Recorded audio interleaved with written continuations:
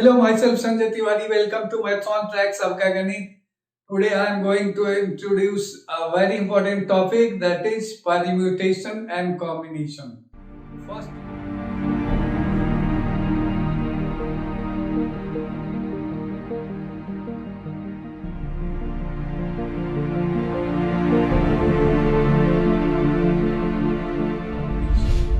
first letter permutation P. I call this P, first letter.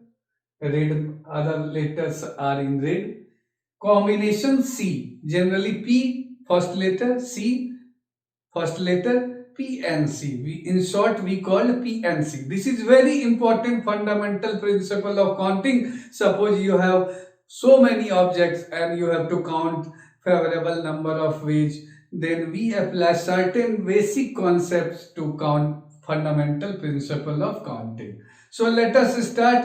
This is very good topic in terms of JEE Mains exam, JEE Advanced and different competitive exam.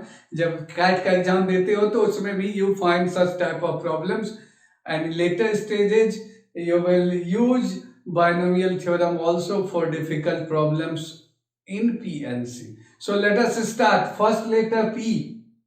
देखो, second combination first letter C. First we should know. First question we should have in mind, when objects are given, so what should be the principal idea to solve the numerical, to apply fundamental principle of counting? क्या होना चाहिए? तो तुम्हारे को mind में ये आना चाहिए, objects given are identical or different. If objects given are identical, answer will be different. If objects given are different, then answer will be different than previous one. Third case can be mixture of identical and different objects. Here we apply certain rules, and I will talk about those rules in this topic today. So let us start. What is basic difference between permutation and combination? Arrangement. Arrangement word comes in any numerical, you must apply permutation. This is rough idea. Combination, selection word is given. If you want to select, certain books are given. Suppose 10 books of mathematics are given, and you are told that you have to select 3 books out of these 10. Then you will apply this combination technique. Order is important. In generally arrangement, you know that order is important. Suppose 3 persons are A, B, C. I call this A, this is B, and this is C. And they are sitting in a row. So red first, this part between second, and black third.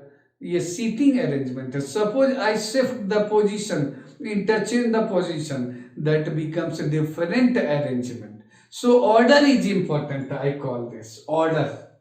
Sequence, order, or you can call sequence is important. In this, order is not important. In selection, suppose I select 3 books out of 10 given mathematics books. Suppose I select coordinate geometry, calculus, and algebra.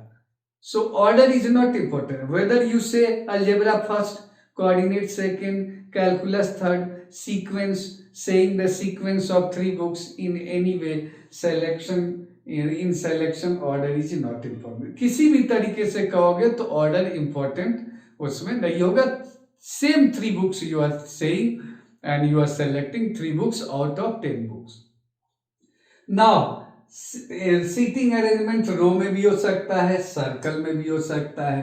There may be different types of seating arrangement. Teams का सवाल हो, committees का सवाल हो, तो you will apply combination. So I have divided these two in 2 parts. Left hand side permutation, right hand side combination. Now last, NPR. The n different objects are given और r objects को arrange करना है, तो you will apply NPR. Different, very important concept. अगर different object नहीं हो तो never use NPR बच्चों. NCR, n different objects are given. Select r objects out of n different objects. You will apply NCR. What is value of NPR? factorial n factorial divided by n minus r factorial. What is value of NCR? N factorial divided by r factorial into n minus r factorial. I have divided these two and I have taken certain basic ideas where to apply permutation, where to apply combination. NPR और NCR तभी use करोगे जब n, यहाँ ध्यान से देखो, different objects हो. अगर ऑब्जेक्ट आइडेंटिकल हो तो number of arrangement and number of selection becomes 1. Suppose तुम्हारे को 3 लड्डू दिया गया है आइडेंटिकल और किसी ने कहा select 1 laddu out of 3 identical laddoos. किसी का नाम भी होगा लड्डू बेटा, क्या? तो 3 लड्डू में 1 लड्डू लेना है, आइडेंटिकल लड्डूज. बूंदी का लड्डू रखा एक जैसा है, डिफरेंस आई को नहीं दिख रहा. So selecting 1 is same, selecting 2 laddoos is same, selecting 3 laddoos same. क्यों? Number of which 1. 3 laddoo identical है, अरेंज करने का. अरेंज आई को अरेंजमेंट में ऑर्डर तभी दिखता है जब ऑब्जेक्ट्स डिफरेंट होता है. Persons are always treated as different, बस ये ध्यान रखना. और हम लोग परमुटेशन कॉम्बिनेशन के जब कॉन्सेप्ट को यूज करते हैं तो 3 बेसिक रूल यूज करते हैं. Generally 2 rules are given in your NCERT books and other books, general books, but I add third one. आपको वो यूजुअल लगेगा. So I will talk about basic rules of fundamental principle of counting, that is PNC. First rule क्या है? First rule, तो first I call this sum rule. Sum rule को कह सकते हो एडिशन प्रिंसिपल भी कह सकते हो, ऐड करना, एडिशन थ्योरम भी कह सकते हो. सम रूल तब यूज करोगे जब किसी सवाल में, प्रॉब्लम में और वर्ड, आइदर दिस और दिस वर्ड होगा, डिफरेंट केसेस होगा, डिफरेंट चॉइसेस होगा. इसके लिए ध्यान रखना, अगर अलग अलग चॉइसेस हो तो टोटल वेज के लिए सम करते हैं. मान लो डिवाइड करते हैं जॉब 1, जॉब 2, लाइकवाइज जॉब 3, और सारे का नंबर ऑफ वेज निकालते हो. मान लो ये अल्फा वेज में हो रहा है, मान लो ये बीटा वेज में हो रहा है, मान लो ये गामा वेज में हो रहा है. तो total wage of performing this work is add all these 3 alpha plus beta gamma wage. Total wage ये लिख दोगे. either this or this or this, कोई काम 3 तरीके से कर सकते हो, तो तीनों का नंबर ऑफ वेज निकालो, ऐड कर दो, नाम ही बताना. I was talking about sum rule. When you have choices, different choices, either this or this, then you will apply sum rule. Catching word or, different cases.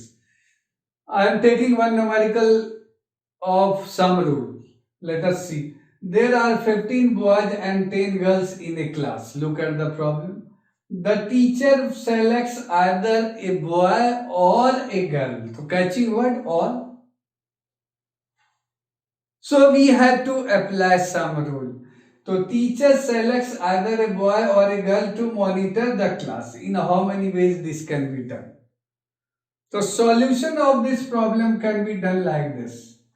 जब ये teacher एक बच्चे को सेलेक्ट करेगा, that student can be either a boy और a girl. Choice है कि नहीं? So we have two choices, either this और this. Out of 15 boys we have 15 boys and 10 girls. We have to select one out of these.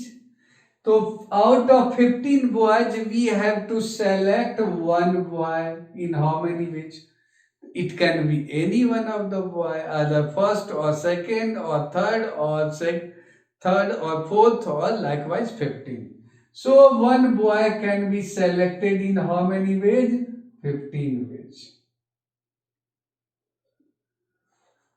Okay? Similarly, teacher can select one girl out of 10 girls. That can be girl 1 or girl 2 or girl 3, likewise anyone. For or you have, so we have 10 choices. It can be any one of the 10 girls. So we have 10 which. So tree diagram says this either this or this. We have two way paths. So some rule says first path can be done, first job can be done in 15 ways. I call this job 1 or work 1. I call this job 2 or work 2. So job 1 can be 15 ways, can be done in 15 ways, and job 2 can be done in 10 ways. So total wage is equal to total wage of performing this using sum rule is 15 plus 10, so we have 25 wage. So total always you find using sum rule here.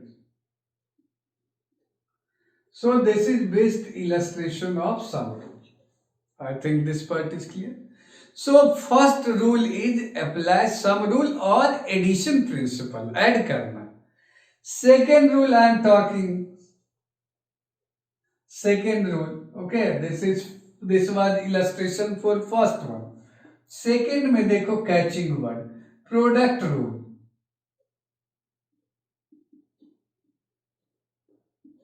Product rule जो है multiplication theorem, you can call this multiplication theorem भी इसको कह सकते हो बच्चों. अब catching word देखो मल्टीप्लीकेशन थ्योरम में what should be the catching word. First सवाल में एंड वर्ड आएगा, दिस एंड दिस. इसमें क्या है कि जॉब्स को सीक्वेंस में करते हैं, कोई बड़े काम को पार्ट्स में डिवाइड कर देते हैं, तो सीक्वेंशियल काउंटिंग भी इसको कर सकते हैं. जहां भी सीक्वेंसेस होगा एक के बाद दूसरा, दूसरे के बाद तीसरा, ऑर्डर सीक्वेंसेस या ऑर्डर होगा किसी सवाल में जॉब्स का, ऑर्डर ऑफ जॉब्स, तो तुम प्रोडक्ट रूल यूज करोगे. ओके, तो मैं सवाल लूंगा तो ज्यादा क्लियर होगा. कोई काम होगा बड़ा तो उसको छोटे छोटे पार्ट में डिवाइड कर देते हो, हर पार्ट को करते हो, नंबर ऑफ वेज निकालते हो और उसके बाद प्रोडक्ट रूल लगाते हो. तो सवाल इस तरीके का मैं एग्जांपल लेने जा रहा हूं. एक रूम है, there is a room, this is a room, seminar room, और इसमें 15 गेट्स है. This room has 15 gates. ठीक है, सवाल समझो. In how many ways a person can enter, many ways a person can enter and comes out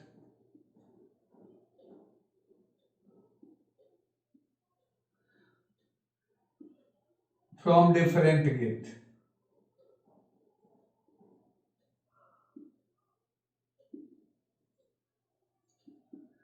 सवाल यह है कि एक सेमिनार हॉल है या रूम है, उसमें 15 गेट्स है.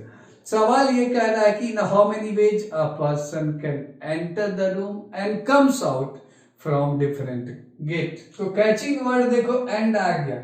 दो काम ये करने कह रहा है सीक्वेंस में. Solution I am going to right.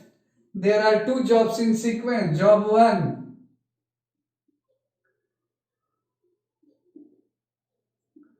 and job 2. दो काम करना पड़ेगा. Job 1 का मतलब हो गया एंट्री करना है. ये एंट्रिंग करने का कितना तरीका, एंटर्स, और कम्स आउट, एग्जिट. तो कितने तरीके से, और एंड मैंने लगा दिया. सीक्वेंस में दो काम करना पड़ेगा. तो अब देखो 15 गेट है तो 15 में कोई भी एक गेट वो सेलेक्ट करेगा, आइदर फर्स्ट गेट और सेकंड गेट और third gate. So for doing this we have 15 veg.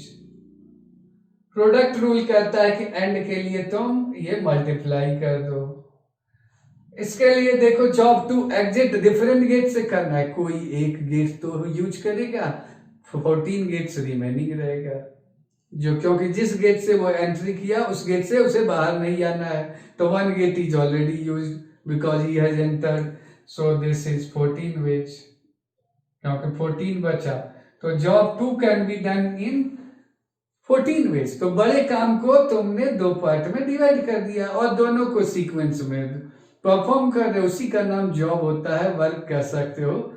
Now इसको सॉल्व कर लोगे और टोटल वेज निकाल लोगे, तो 14 5 जा 77 और 14 प्लस 210 वेज, ये तुम्हारा प्रोडक्ट रूल मल्टीप्लीकेशन थ्योरम। तो कोई भी बड़ा काम हो, जैसे you are preparing for JEE mains exam, तो you have to perform 3 jobs in sequence, either first physics and chemistry and mathematics, or you take the exam of JEE Mains। तो कैसे दोगे? You will do the questions of maths, then physics, then chemistry। तो तीनों करना पड़ेगा, तीनों में qualifying marks चाहिए, then job is done। So कोई भी सीक्वेंशियल काउंटिंग मैंने कर दिया, इसको बोल सकते हो प्रोडक्ट रूल को। Now we are going to talk about third rule। 2 rules I have covered, sum rule, product rule, and third rule is very important that I call pi rule। Generally this is not given in books, I call this coding technique। Pi rule, principle of inclusion and exclusion। First letter principle P, first letter inclusion I, exclusion first letter E, P I E, so pi 22/7 मत समझना। सो पाई rule is generally use, कब use करोगे पाई rule? देखो कभी क्या होता है, जब सम रूल यूज करते हो, प्रोडक्ट रूल यूज करते हो बच्चों, तो उसमें क्या होता है, एक्स्ट्रा काउंटिंग हो जाती है, तो एक्स्ट्रा काउंटिंग को अवॉइड करना है। तो ये रूल कब यूज करोगे? सो लेट अस सी। ये रूल कहता है कि जैसे तुम वेन डायग्राम पढ़ते थे, this is just as Venn diagram. This rule says every count, each object is counted only once, is counted only once।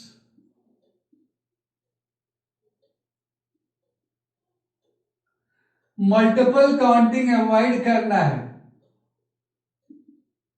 Multiple counting of objects is avoided.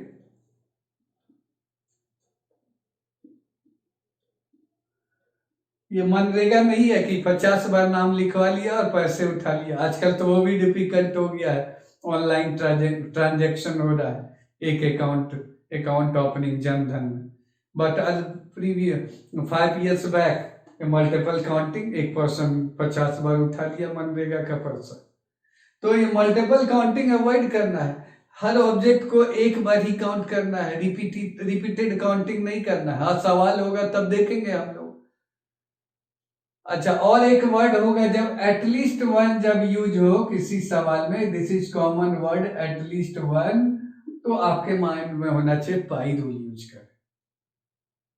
Numerical मैं लेने चाह रहा हूं, ओके, और उससे आप डिसाइड करोगे कि पाई रूल का क्या मतलब है। सवाल एक इजी सा मैं न्यूमेरिकल लेने चाह रहा हूं। A die is rolled 3 times। Die समझते हो, क्यूबिकल डाई जो लूडो खेलने में यूज करते हो। A die is rolled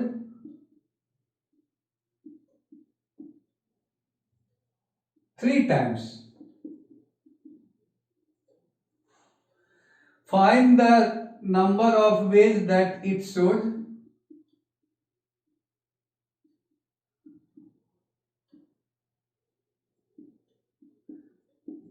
if at least 1 5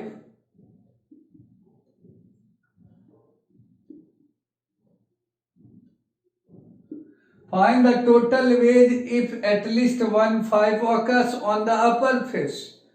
अब देखो ये सवाल अगर तुम करोगे, कैलकुलेशन आसान करना चाहते हो, तो I will say catch word करो एटलीस्ट 1, तुम्हारे पास आ गया, यहाँ एटलीस्ट 1 मैंने लिख ही दिया। So you must apply pi rule. कैसे?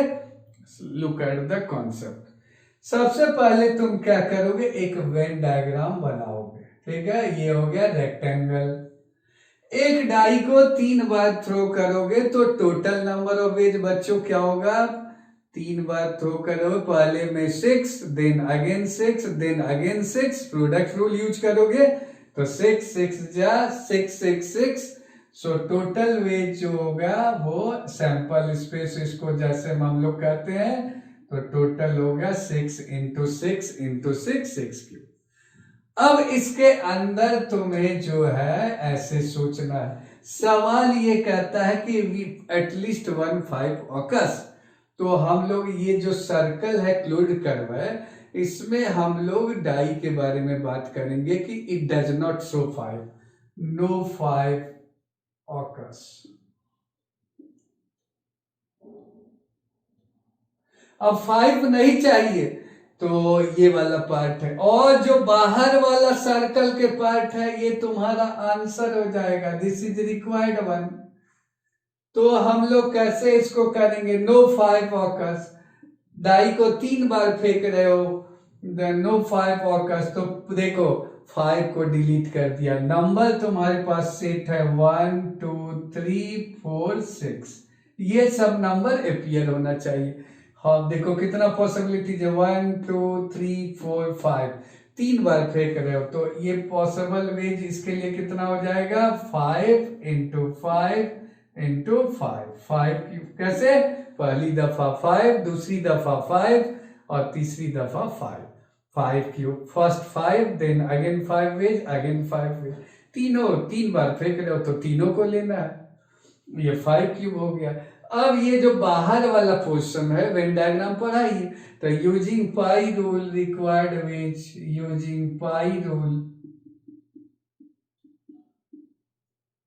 Required number of ways is equal to, ये टोटल में ये एरिया एक्सक्लूड कर दो। वेन डायग्राम में देखो ये टोटल है और ये पार्ट एक्सक्लूड कर दो, तो टोटल मैंने लिख दिया 6 क्यूब और एक्सक्लूड करना है 5 क्यूब, तो 6 क्यूब माइनस 5 क्यूब ये होता है 216 और ये हो गया 125 और सब्ट्रैक्ट करोगे तो you will get 91। So 91 ways is the number of ways if it does not show, if at least 1/5 occurs, और ये 5 क्यूब होगा जब नो 5 occurs। तो ये प्रोडक्ट पाई रूल, किसी किसी न्यूमेरिकल में तीनों रूल यूज करोगे, sum rule, product rule, pi rule, all 3 are simultaneously used. तो it depends on the numerical. As you proceed on other videos, you will find better application of these 3 rules. Keep watching the video of Maths on Track Sabka Ganit. You will find lots of tricks, techniques and shortcut methods for different types of solving the problems. Have a nice day. Thank you.